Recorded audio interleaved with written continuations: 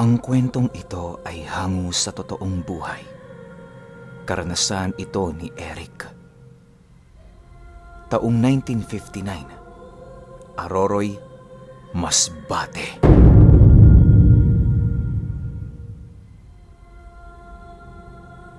Itong mga panahong ito, kasalukuyang nakatira si Eric sa sentro ng Aroroy.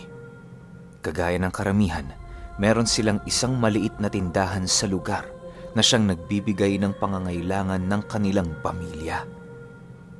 Hindi man gaanong kayamanan ng pamilya ni Eric, marami naman siyang kaibigan na malalapitan sa oras ng pangangailangan. Sa sobrang kilala ni Eric sa bayan, halos kung saan saang dako na ng lugar siya nakakapunta, makadalo lamang sa mga pagtawag sa kanya. Ang iilan nga nila noong kababaryo ay sinasabihan na siyang tumakbo sa politika, ngunit mariin niya yung ipinagsawalang bahala. Alam niya kasing hindi para sa kanya ang ganoong trabaho, lalo pat siya ay ang uri ng taong naghahangad ng kapayapaan sa kanyang sarili. Isang araw, habang nagbabantay si Eric ng kanilang tindahan, dumating ang kaibigan niyang galing Basyaw. Para sa mga hindi nakakaalam, ang Basyaw ay isang isla na matatagpuan di kalayuan sa Aroroy. Nagsisilbi yung tahanan ng ilang pamilya na ang pangunahing pamumuhay ay pangingisda at pagbabantay ng mga palaisdaan. Dahil sa matagal na niyang suki itong si Toto, kung kaya't kapag dumarating yon sa kanilang lugar, siya agad ang unang pinupuntahan nito. Lahat ng magagandang dalang isda ni Toto ay sa kanya ibinabagsak na siya namang labis niyang ikinakatuwa. Hindi kayang maitanggi noon ni Eric na si Toto ang isa sa kanyang mga kaibigan na maraming natutulong sa kanya. "Oh, Toto, magandang umaga.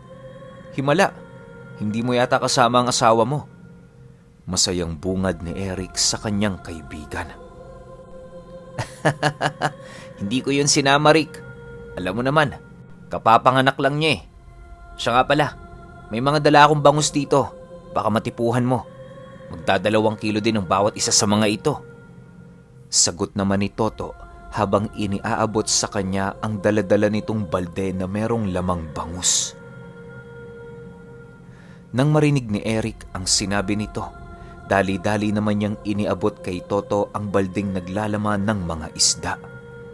Pagsilay niya rito, agad naman niya yung kinuha at isinalansan sa kanyang tindahan. Matapos siyang makapagbayad, pansamantalang pinatuloy muna ni Eric ang kanyang kaibigan para timplahan yon ng kape. Habang sila ay nagmemeryenda, doon na ilahad sa kanya ni Toto ang iilan nitong pakay sa kanilang lugar. Meron din yung daladalang mapa na para bang may bagay yung hinahanap sa kanilang baryo. "Rick, narinig mo na ba yung tungkol sa kwento ng dalawang mag-asawang baka?" Seryosong tanong ni Toto sa kanya habang nagkakape. Nang marinig ito ni Eric, bigla naman siyang natigilan sa kanyang ginagawa sa kadahilanang alam niya ang tungkol sa kwentong yon. Ayon sa kwento ng mga matatanda, kaya nagkalat ang ginto sa kabuuang kalupaan ng Masbate ay dahil sa dalawang bakang mag-asawang unang nanirahan sa lugar na yon. Sinasabing ang mga bakang yon ay purong ginto na siyang naging isang matibay na pundasyon para hindi lumubog sa lupa ang kabuuan ng isla. Palatandaan na totoo ang dalawang ginintuang mag-asawang baka ay ang mga gintong nakikita dito na kung iyong pagmamasdan, nagkukulay berdeng nakatumpok na maihahawig mo sa tae ng nasabing hayop. Kung saan-saan ding nakakalat ang mga ginto sa lugar na yon, indikasyon na meron talagang katotohanan sa likod ng usap-usapang kwentong bayan. Bagaman maraming nagpapatunay ng kwento, walang nakakaalam kung saan matatagpuan ang dalawang mag-asawang baka at kung ano ang nagdala sa kanila sa isla. Sabi ng ilang matatanda, dinala sa lugar ng Masbate ang bakang yon upang ikalat ang ginto sa kadahilan ng lilikha ang mga engkanto sa lugar ng isang imperyong kasing lakas ng syudad ng Biringan. Magmula noong ipinawala sa isla ang 2 ginintoang baka, madalas na itong nakikita ng mga katutubo hanggang sa hindi naglaon, tuluyan na lamang yung naglaho na parang bula. Dagdag pa ni Eric, bukang bibig din yon ng kanyang mga magulang noong mga panahong nabubuhay pa ang mga ito. Ayon dito, na kung hindi nagkakamali ang mga magulang ni Eric, nasa lupa ng Aroroy ang sinasabing kinahihimlayan ng 2 mag-asawang baka. Yon ang nagsisilbing pintuan sa lugar para harangan ang pagpasok ng tubig na nanggagaling sa dagat. Kapag nahiwalay ang alinman sa mga bakang yon sa bawat isa, maaaring maganap ang dilubyong hindi kapani-paniwala sa mga taong nakatira sa lugar. Nang marinig ito ni Toto, bigla naman yung tumitig ng seryoso kay Eric, sabay wika ng, "Rick, totoong kwentong yan. Tingnan mo to. Hindi ba pamilyar sa'yo ang lugar na ito?" Matapos nitong makapagsalita, agad naman itong iniabot kay Eric ang isang nakatuping papel na naglalaman ng detalye ukol sa eksaktong kinaroroonan ng 2 ginintoang baka. Pagsilay niya sa nilalaman nito, bumungad sa kanya ang isang malaking sapa na kung saan sa gilid noon naroon ang isang bahagi ng lupa kung saan ilang metro lamang ang lalim, matatagpuan ang kinahihimlayan ng 2 ginintoang baka. Nakasaad din sa mapang yon ang mga salitang Puerto Barrera na orihinal na pangalan ng lugar. Dahil sa kanyang mga nakita, mariin naman niyang pinabulaanan ang mga bagay na yon sa kadahilanang nasisiguro niyang walang gininto ang baka sa ilalim ng lupa na tinutukoy sa mapa. Ilang ulit pa sila noong nagtalo ni Toto, subalit hindi naglaon na gawa din siya nitong makumbinsi. Ayon kay Toto, hindi naman masamang maniwala sa mapang yon, lalo pat pagod lamang ang mawawala sa kanila kapag nagkataon. "To, parang hindi magugustuhan yung iniisip mo ng mga taga rito. Isipin mo, merong may-ari ang lupang yan. Makakapayag ba yun na basta natin sirain ang pamana ng kanyang ninuno?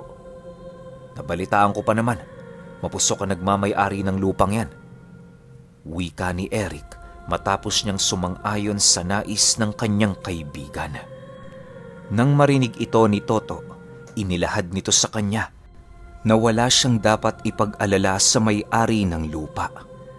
Madali niya yung magagawa ng paraan, lalo pat marami siyang koneksyon sa bayan ng Aroroy. Hindi naman maipagkakaila ni Eric na totoo ang sinasabi nito, gawa ng kilala din yon sa merkado kahit papaano. Matapos ang kanilang naging pag-uusap, nangako si Toto na babalik pagkaraan ng 5 araw para doon na manirahan sa kanila pansamantala. Inaasahan din nilang aabuti ng ilang buwan ang kanilang paghuhukay para lamang makuha ang nasabing ginto. Bale ang plano noon ni Toto, uunahin nilang hukayin ang sa bulubunduking parte para makagawa ng isang lagusan patungo sa himlayan ng mga ginintoang baka. Padadaanin lang nila yon sa mga lagusang kakasya lamang ang isang tao upang maging madali para sa kanila na marating ang lugar na kanilang punterya. Nang mapagkasunduan na nila ang kanilang plano, agad namang nagpaalam si Toto sa kanya para umuwi na. Ibinigay na din ito sa kanya ang mga dala nitong isda upang hindi yon masayang. "To, balitaan mo ako kung magbago ang pasya mo. Tandaan mo, umaasa ako." Wika ni Eric bago umalis ang kanyang kaibigan. "Sige Rick, umaasa ka lang. Gagawin naman natin yan eh. O siya, alis na ako." Matapos nitong makapagsalita, agad din naman nilang tinungo ang labas ng kanyang tindahan. Nang makalayo-layo na noon ang kanyang kaibigan, bigla namang kinabahan si Eric nang masipat niya ang 3 matanda na humarang sa daanan ni Toto. Dala ng takot at pangamba niya noon, agad naman niya yung nilapitan upang kausapin ng mahinahon. Alam ni Eric na maaaring mga anak ng lalaki ang 3 matandang yon, na siyang maaaring maglagay sa kanila ng panganib kung sakali mang magkaroon sila ng mga hidwaan. Pasensya na ho kayo sa ginawa ng kaibigan ko. Tatang Linoy, Manong Fred. Sigurado ho naman akong hindi niya sinasadyang kayo ay mabangga eh. Wika ni Eric habang inaakbayan ang 2 matanda. Matapos nitong makapagsalita, agad naman niyang sinenyasan si Toto na magmadali nang umalis sa lugar. Hindi kasi magiging maganda para sa kanya kapag muli pa siyang nakita ng mga ito. Ilang minuto pa ang lumipas, nagawa na nga yung mapakalma ni Eric sa kadahilan ng marami-rami naman silang pinagsamahan ng mga ito kahit papaano. Alam niyang mabuti ang pag-uugaling ipinapakita niya sa mga matanda, kung kaya't nasisiguro niyang mauunawaan siya ng mga ito. Nang marinig ng matatanda ang kanyang pakiusap, nagpatuloy lang naman yon ang paglalakad patungo sa sentro ng bayan. Bago sila magkahiwalay ni Eric, nagbigay sa kanya ng isang babala ang matanda ukol sa mga binabalak nila sa lugar. Hindi maliwanag ang sinasabi nito, ngunit nasisiguro niyang ang tungkol sa pagtatangka nilang pagkuha sa 2 ginintoang mag-asawang baka ang ipinaparating ng matanda. Dahil sa hindi naman yun gaanong sineryoso ni Eric, kung kaya't hinayaan na lamang niya yung tumagos sa kanyang magkabilang tenga. Ilang araw pa ang lumipas, nalimot na niya ang mga babalang ibinigay sa kanya ng matanda dahil sa dami ng kanyang trabaho. Sa pagdating ng araw ng pagbabalik ni Toto, agad namang inayos ni Eric ang silid na tutuluyan nito habang ginagawa nila ang kanilang paghuhukay. Iniwasan din niya noong ilahad sa kanyang pamilya ang tungkol sa gagawin nila upang hindi yun kumalat sa kanilang mga kakilala. Kumbaga, ang nakakaalam noon ng kanilang plano ay silang 2 lamang at wala ng iba. Bago sumapit ang 8:00 ng umaga, nakabalik na nga si Toto, dala-dala ang iilan niyang mga gamit. Binubuo ang mga ito ng mga pala at piko na siyang pangunahing gagamitin nila sa paghuhukay. Otto, kumusta ang 5 araw mo sa Basyaw? Nagpaalam ka ba sa asawa mo? Baka hanapin ka rito ah. Bungad na tanong ni Eric sa kanyang kaibigan. Hindi naman, Rick. Alam ng asawa ko kapag nawala ako sa bahay ng ilang araw. Ano, handa na ba ang sarili mo sa paghuhukay? Mamayang gabi, uumpisahan na natin yan. Sagot naman ito sa kanya. Matapos nilang mag-usap, agad naman nilang tinungo ang bahay ng may-ari ng lupa.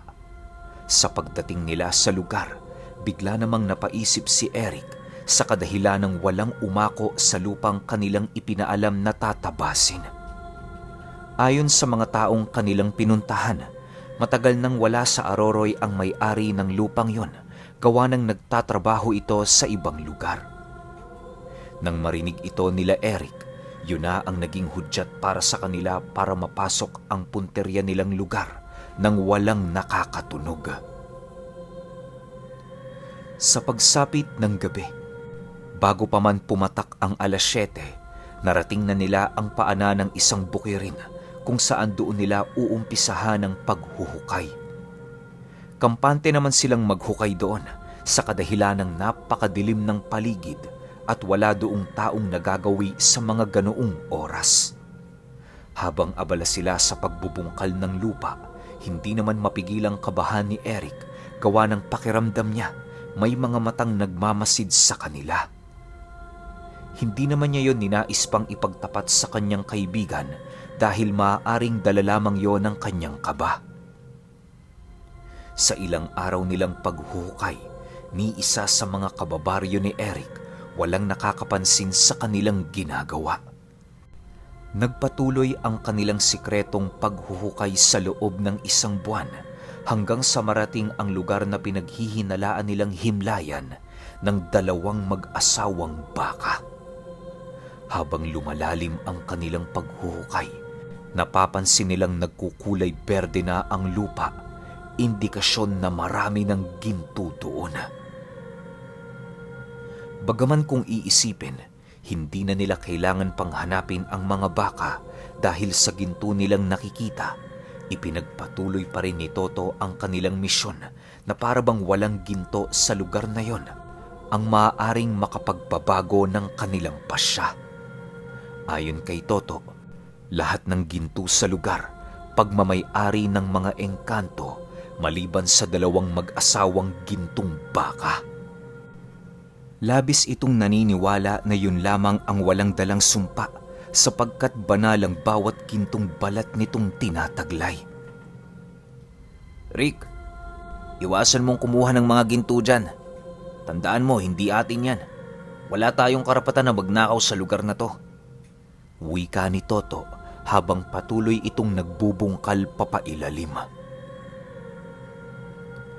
Ilang araw pa ang lumipas. Doon na binalot ng hindi kapani-paniwalang pangyayari sila Eric. Ilang metro pa lang kasi ang nahuhukay nila sa lugar na yon. Tumambad sa kanila ang isang napakalapad na yungib sa ilalim ng lupa kung saan merong estatwa ng 2 baka ang nakatayo. Bawat isa sa mga ito ay dinadaganan ng mga dambuhalang tipak ng ginto na para bang yon ang pumipigil para magkahiwalayang mag-asawa. Habang pinapanood nila itong 2, kitang-kita nila sa lugar ang mga berdeng buhangin na siyang pinanananahan ng hindi mabilang na kilo ng ginto. Sa pagpapatuloy ng kanilang pagmamasid, wala silang ibang naramdaman kundi ang labis na pagkamangha sa mga bagay na kanilang nakikita. Ilang minuto pa ang lumipas, nagpasya si Toto na balikan na lamang yon sa mga susunod na araw, gawa ng naiwan niya sa bahay ni Eric ang iilan sa kanyang mga gamit. Dahil sa wala namang ideya noon si Eric sa kung ano ang gagawin nila sa bakang yon, kung kaya't hindi na din siya umalma sa nais ni Toto. Habang binabagtas nila ang daan papaitaas ng lagusan, panay naman ang kanilang pag-uusap ukol sa kanilang gagawin. Huwag kang mag-alala, Rick. Hindi naman natin paghihiwalay ng mga bakang yun. Kukunin lang natin ang kanilang mga mata at tatapyas tayo ng iilan sa mga balat nila. Sapat na yun para mabigyan tayo ng mahabang buhay sa mundong ito.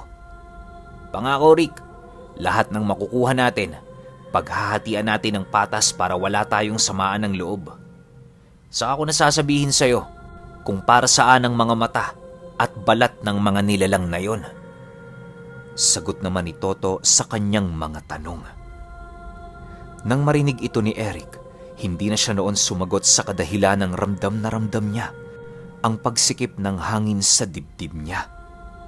Akala niya noon magiging maayos at walang masamang mangyayari sa ginagawa nila, subalit bigla na lamang yung nagbago sa pagdating nila sa labasan ng lagusan.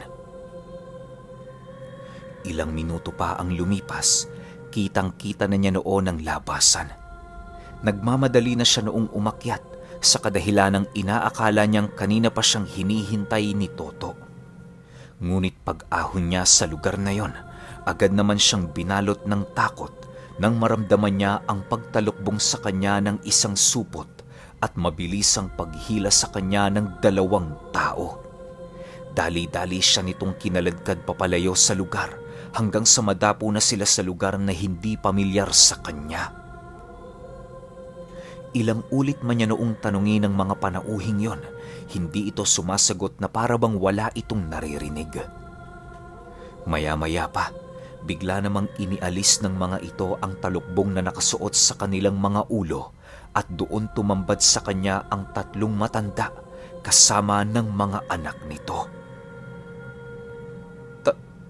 Tatang Linoy? Manong Fred? Ano hong ibig sabihin nito? Nagtatakang tanong ni Eric. Nasiyahan na ba kayo sa inyong mga nakita? Kaibigan kita, Eric. Kaya tiniis ko ang lahat para makita nyo ang inyong hinahanap. Ngayong napatunayan nyo na totoo ang mga kwento sa dalawang mag-asawang baka, ano na ang gagawin ninyo? Tanong ng matanda sa kanya. Matapos nitong makapagsalita, marahan naman yung naglakad papaikot sa kanyang kinaroroonan na kung saan tumambad sa kanya ang mahaba nitong buntot at malalapad nitong mga pakpak. Sa pagpapatuloy ng pagsasalita ng matanda, doon na pag-alaman ni Eric na ang mga ito ang may-ari ng lupang kanilang pinasok. Harap-harapan din sa kanilang ipinagtapat ng matandang yon na sila'y mga uri ng mga aswang na merong dugo ng engkanto. Nabibilang din sila sa hanay ng mga gabunan na kung saan nagtataglay sila ng mga kakayahan na triple ang bagsik sa mga ordinaryong aswang. Ayon pa sa matanda, magmula sa unang araw na naghukay sila sa lugar, nagmamasid na sila. Nang marinig ito ni Eric, doon niya napagtanto na maaaring ang mga nilalang na kanyang nararamdaman noon ay ang grupo ng matanda.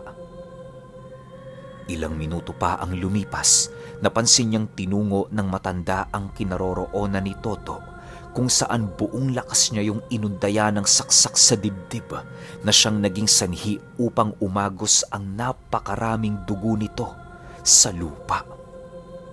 Wala nang nagawa noon ang kaibigan ni Eric kundi ang mapatingin sa kanya habang hinahabol ang kanyang paghinga. Segundo lang din noon ang lumipas nang tuluyan na itong mawala ng buhay sa harapan niya. Matapos yung gawin ng matanda, buong puwersa nitong hinugot ang puso ni Toto at kasabay nito ang marahan nitong pagsipat kay Eric habang nagsasabi ng, Laso ng barkada. Hindi dapat pagkatiwalaan ng basta-basta. Tingnan mo ang nangyari sa'yo, Eric. Binigyan ka namin ng mapayapang buhay sa baryo, ngunit ito'y sinira mo. Mabuhay ka man ngayon, hindi mo na maibabalik ang tiwala namin. Umalis ka na lang sa lugar na ito, at kahit anong mangyari ay huwag ka nang babalik. Matapos nitong makapagsalita, bigla naman itong sinenyasan ang isang aswang na humahawak sa kanyang mga braso na siya ay pakawalan. Dahil sa pangyayaring yon, agad naman siyang kumaripas ng takbo na halos hindi na niya alam ang kanyang gagawin. Magkasugat-sugat man ang kanyang mga paa sa kanyang tinatahak na daan, wala siyang pakialam sa kadahilanang ang nasa isip niya makaligtas sa pangkat ng mga aswang. Sa ilang oras niyang paikot-ikot sa gubat, narating na nga niya ang sentro ng Aroroy kung saan mabilisan niyang tinungo ang kanilang bahay.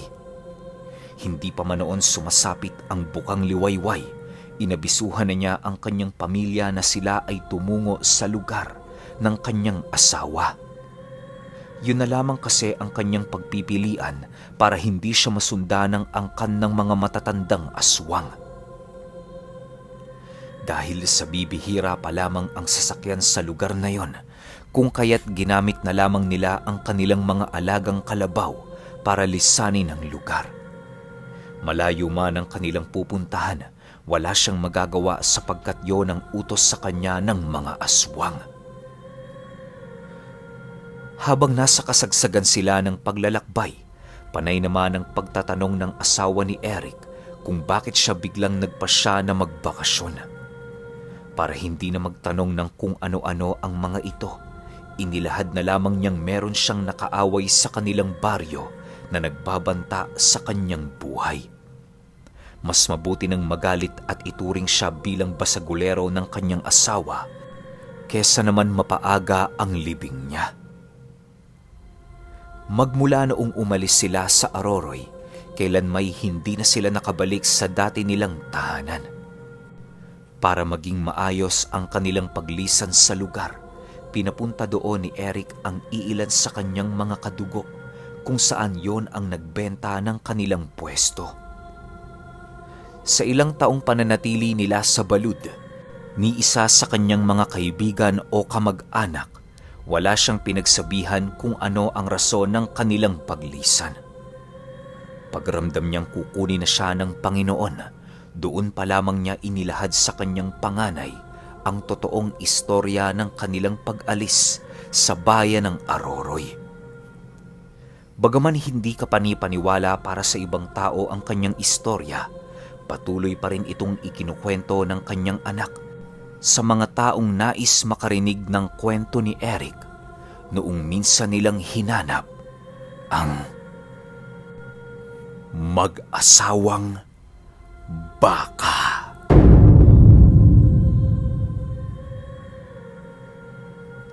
Okay, opinyon ko sa kwento. Baka meron tayong mga taga-Masbate dyan na nakakaalam tungkol sa history netong dalawang mag-asawang gininto ang baka. Paki-comment naman sa baba kasi ako kung tutuusin, wala talaga akong kaide-ideya sa kwento na to. At doon naman sa side nila Eric tsaka nung kaibigan niya, kung totoong tinuturing na kaibigan ng mga aswang itong si Eric, dapat simula pa lang binalaan na sila Eric na wag nang ituloy yung pinaplano nila. Pero bakit hinayaan ng mga aswang? Anong sense, anong punto ng mga aswang na hinayaan itong dalawa na maghukay? Tapos nung nakita nga na itong dalawang magkaibigan yung gininto ang baka, tsaka nila pinatay yung isa, tapos si Eric naman pinaalis sa lugar. Bakit, di ba? Kung talagang totoong kaibigan kayo, dapat sa simula pa lang nagbigay na kayo ng konting babala. Or meron siguro sa early part ng kwento na nagbigay ng babala yung mga aswang, hindi ko lang siguro maalala. Alam ko may part na gano'n niya, na parang nagpapahiwatig yung mga aswang sa kanila tungkol doon sa ginagawa nilang plano. Siguro hindi ko lang maalala. Pero kayo, kung may opinion kayo sa kwentong ito, i-comment nyo lang sa baba. Yun lang. Hanggang sa susunod na kwento. Salamat.